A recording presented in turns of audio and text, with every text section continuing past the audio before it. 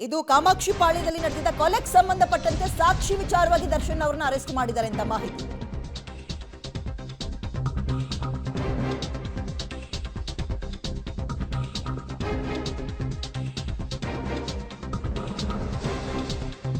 ಮೈಸೂರಿನಲ್ಲಿ ಇವತ್ತು ಬೆಳಗ್ಗೆ ಅರೆಸ್ಟ್ ಮಾಡಿ ಬೆಂಗಳೂರಿಗೆ ಕರ್ಕೊ ಬರ್ತಾ ಇದ್ದಾರೆ. ರೇಣುಕಾ ಸ್ವಾಮಿ ಅನ್ನೋರ ಕೊಲೆ ಕೇಸ್ನಲ್ಲಿ ದರ್ಶನ್ ಅವ್ರನ್ನ ಅರೆಸ್ಟ್ ಮಾಡಿದ್ದಾರೆ. ಮೈಸೂರಿನಲ್ಲಿ ಕೊಲೆ ಕೇಸ್ನಲ್ಲಿ ನಟ ಚಾಲೆಂಜಿಂಗ್ ಸ್ಟಾರ್ ದರ್ಶನ್ ಅವ್ರನ್ನ ಅರೆಸ್ಟ್ ಮಾಡಲಾಗಿದೆ.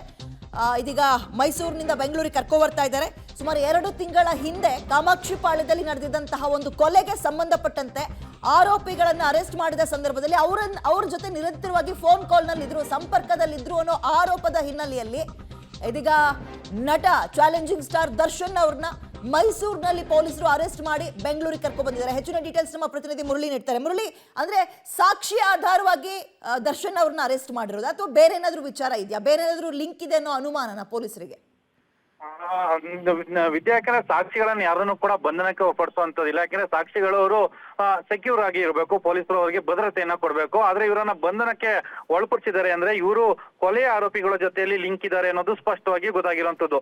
ಯಾಕೆಂದ್ರೆ ಒಂದಷ್ಟು ಮಾಹಿತಿಗಳನ್ನ ಹಿರಿಯ ಅಧಿಕಾರಿಗಳು ಹೇಳ್ತಾ ಇದ್ರು. ರೇಣುಕಾ ಸ್ವಾಮಿ ಕೊಲೆ ಕೇಸ್ ಏನಿತ್ತು, ಕೊಲೆ ಕೇಸಿಗೆ ಸಂಬಂಧಪಟ್ಟಂತೆ ಇವರ ಲಿಂಕ್ ಗಳಿರುವಂತದ್ದು, ಜೊತೆಗೆ ಆ ಕೊಲೆ ಮಾಡಿದಂತ ಆರೋಪಿಗಳೇನಿದ್ರು ಆರೋಪಿಗಳ ಜೊತೆಯಲ್ಲಿ ನಿರಂತರ ಸಂಪರ್ಕದಲ್ಲಿ ಇವರು ಇದ್ರು ಅನ್ನೋದ್ರ ಬಗ್ಗೆ ಮಾಹಿತಿಗಳು ಸಿಗ್ತಾ ಇದೆ.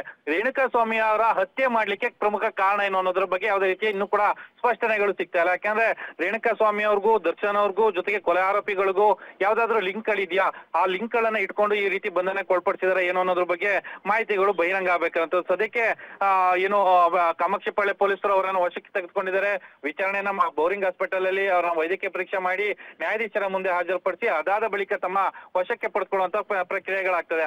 ಆ ಪ್ರಕ್ರಿಯೆಗಳ ಸಂದರ್ಭದಲ್ಲಿ ಈ ಬಂಧನಕ್ಕೆ ಕಾರಣ ಏನು ಎಂತು ಅನ್ನೋದ್ರ ಬಗ್ಗೆ ಸ್ಪಷ್ಟವಾಗಿ ಮಾಹಿತಿಗಳು ಸಿಕ್ಕುವಂಥದ್ದು. ಅಂದ್ರೆ ಈಗ ಮಾಹಿತಿಗಳು ಸಿಗ್ತಾ ಇರೋಂಥದ್ದು ಏನಂದ್ರೆ ಕೊಲೆ ಆರೋಪಿಗಳ ಜೊತೆಯಲ್ಲಿ ನಿರಂತರವಾಗಿ ದರ್ಶನ್ ಅವರು ಸಂಪರ್ಕದಲ್ಲಿ ಇರ್ಲಿಕ್ಕೆ ಕಾರಣ ಏನು ಅನ್ನೋದ್ರ ಬಗ್ಗೆ ಈಗ ಪ್ರಶ್ನೆ ಹುಡ್ತಾ ಇರುವಂತದ್ದು. ಯಾಕಂದ್ರೆ ಕೊಲೆ ಆರೋಪಿಗಳ ಅವರು ಇದ್ರು, ಜೊತೆಗೆ ಅವರು ಅಬ್ಸ್ಕ್ಯಾಂಡ್ ಆಗಿದ್ರು. ಅವ್ರಿಗೆ ಅಬ್ಸ್ಕ್ಯಾಂಡ್ ಆದ ಸಂದರ್ಭದಲ್ಲಿ ಇವರು ಅವ್ರಿಗೆ ಏನಾದ್ರು ಸಹಾಯವನ್ನ ಮಾಡಿದ್ರ ಅಥವಾ ರೇಣುಕಾ ಸ್ವಾಮಿ ಅವ್ರಿಗೂ ದರ್ಶನ್ ಅವ್ರಿಗೂ ಯಾವ್ದಾದ್ರು ಬೇರೆ ರೀತಿಯ ವೈಷಮ್ಯಗಳೇನಾದ್ರು ಇತ್ತಾ ಏನೋ ಅನ್ನೋದ್ರ ಬಗ್ಗೆ ಯಾವುದೇ ರೀತಿಯ ಸ್ಪಷ್ಟನೆಗಳು ಸಿಗ್ತಾ ಇಲ್ಲ.